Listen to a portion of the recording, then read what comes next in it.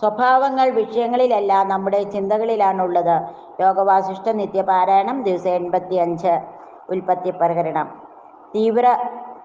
തീവ്രവേഗവതിയ സ്യാതത്ര സംവിദഗംബിത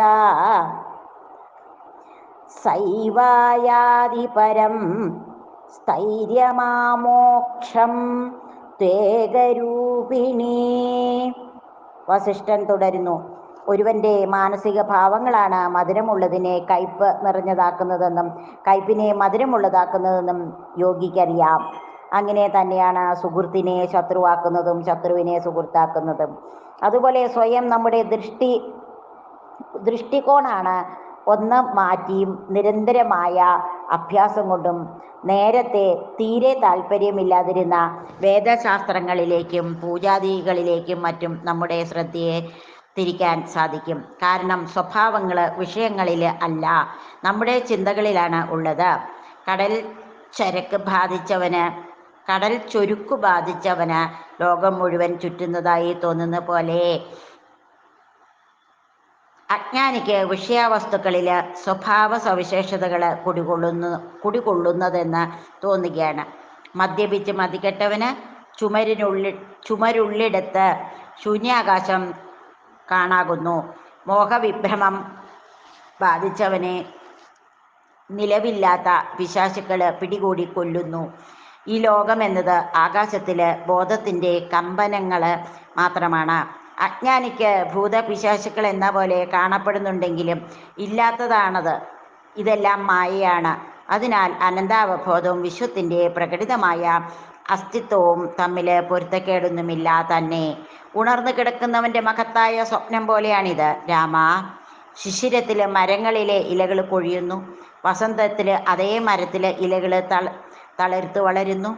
അവ മരണത്തിനുള്ളിൽ ലീനമായി ഉണ്ടായിരുന്നത് തന്നെയാണ്.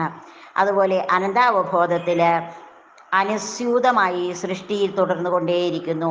അത് സ്പഷ്ടമായി കാണുന്നില്ല എന്ന് മാത്രം. സ്വർണം ദ്രാവകാവസ്ഥയിൽ കാണുന്നത് അത്ര സാധാരണമല്ലല്ലോ.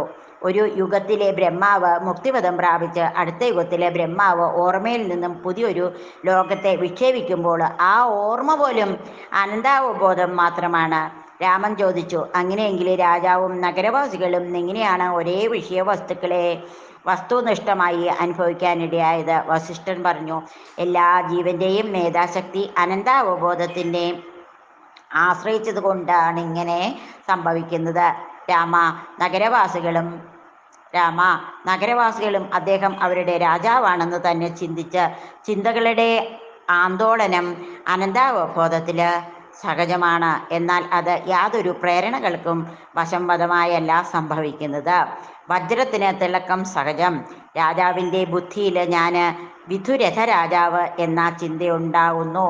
അപ്രകാരം ജീവജാലങ്ങൾക്കും വിശ്വത്തിന് മുഴുവനും അഹം ചിന്തയുണ്ടാവുന്നു. ഒരുവന്റെ പ്രജ്ഞ അനന്താവബോധത്തെക്കുറിച്ചുള്ള ഈ സത്യത്തിൽ സ്ഥിരപ്രതിഷ്ഠമായാൽ അത് പരമമായ മുക്തിപദത്തിൽ എത്തിച്ചേരുന്നു. ഇത് ഒരുവന്റെ സ്വപ്രയത്നത്തെ ആശ്രയിച്ചിരിക്കുന്നു. മനുഷ്യനെ ഒരേ സമയം രണ്ട് ശക്തികൾ വിവിധ ദശകളിലേക്ക് വലിക്കുകയാണ്. ഒന്ന് ബ്രഹ്മത്തെ പരമസത്യമായി സാക്ഷാത്കരിക്കുന്നതിനുതകുന്നതും മറ്റേത് ലോകത്തെ ഉണ്മയായി സ്വീകരിക്കുന്ന അജ്ഞതയിലേക്കുള്ളതുമാണ്. ഏത് ദിശയിലേക്കാണ് ഒരുവന് തൻ്റെ തീവ്ര പ്രയത്നം അർപ്പിക്കുന്നത്, ആ ദിശയിലേക്ക് വിജയമുണ്ടാവുന്നു.